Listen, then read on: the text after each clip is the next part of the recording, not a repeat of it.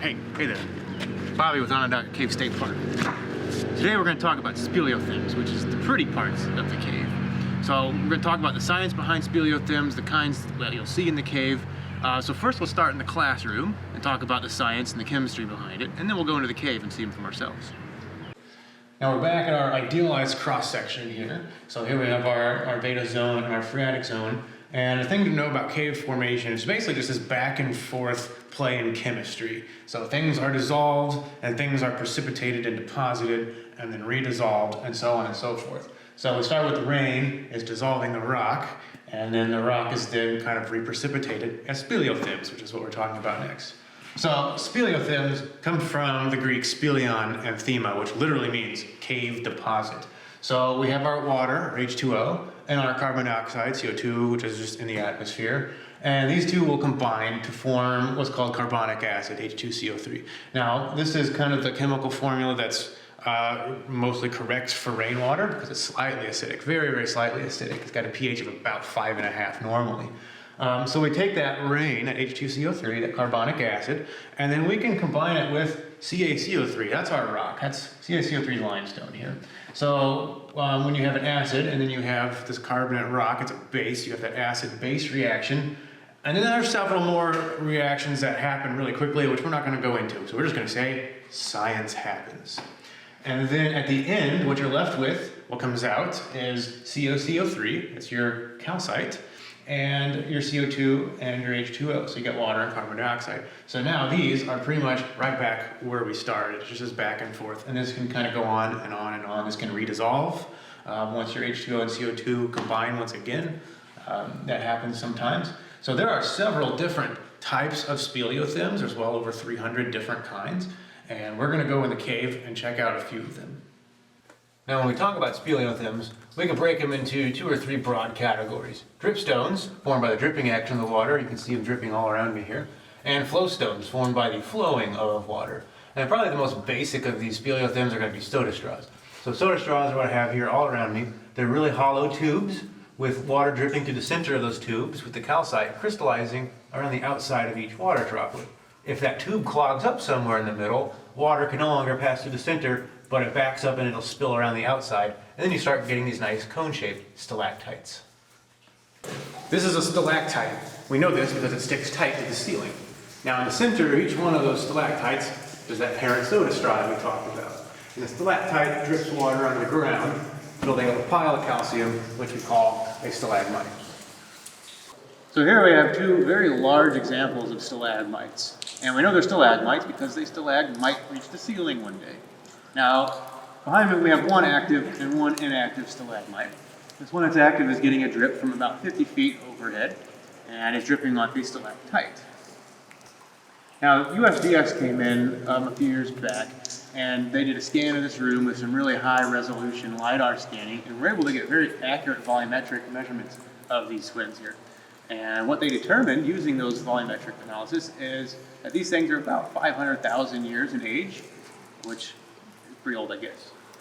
So I'm standing next to a very tall stalagmite, and if it ever reaches the stalactite above it, if it can bridge that 2-inch gap up there, it'll become a column, a real column. It strives for real columnhood.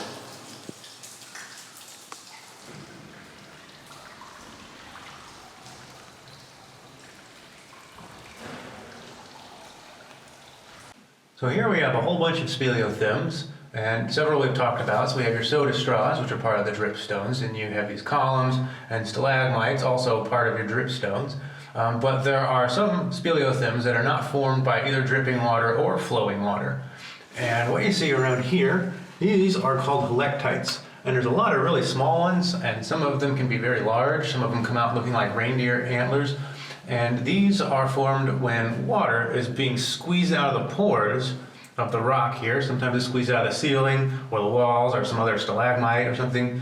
And as the water gets squirted out under hydrostatic pressure, that's why water comes out of one end of the hose, because there's more water behind it pushing it. Water's being pushed out, and then it'll crystallize these tiny little tubes.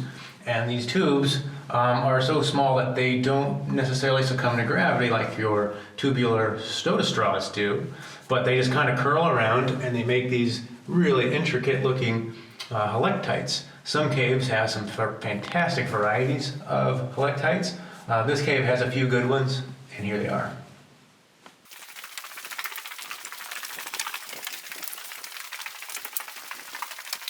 So now we talk about dripstones, let's talk about flowstones. So flowstones form when water is flowing down a wall or a hill of some sort, and it builds up layer after layer of calcite.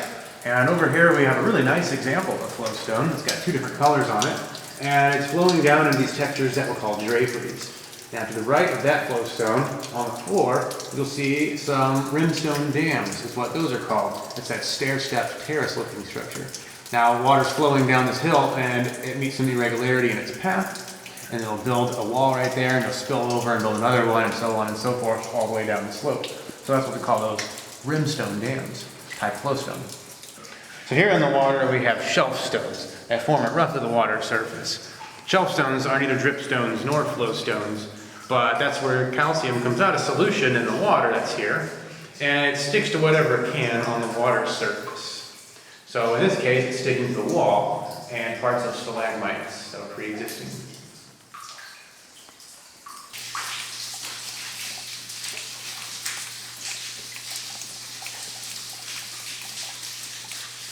Remember at the beginning of the video, we talked about how caves are this back and forth between chemistry. Water dissolves the rock, and what it dissolves in the rock is then redeposited in the cave as speleothems. So here we have a couple different speleothems, one old and one new. So let's start with this old one. This is an old flowstone. It's not wet anymore, it's not growing, and it looks a bit scraggly. It's seen better days. Now a long time ago, probably in the last ice age, this cave was full of water. And that water dissolved any existing speleothems. And so this is one of those existing speleothems, and this is how it appears today. It started to redissolve. Next to it is a very active flowstone. So this is what a flowstone currently looks like with water flowing down it. It's very, very pretty. Now above the old flowstone is some more old speleothems. This was probably a flowstone. And you can see that it's been dissolved back into cross-section, so that you can see each layer of this. As water's flowing down, it builds up layer after layer after layer of calcite. But here you can see it in cross-section because it's all been dissolved away. So I hope you enjoyed learning a little bit about speleothems. Caves are full of them, they're the pretty stuff. And you can see some of the finest displays of speleothems right here in Onondaga Cave.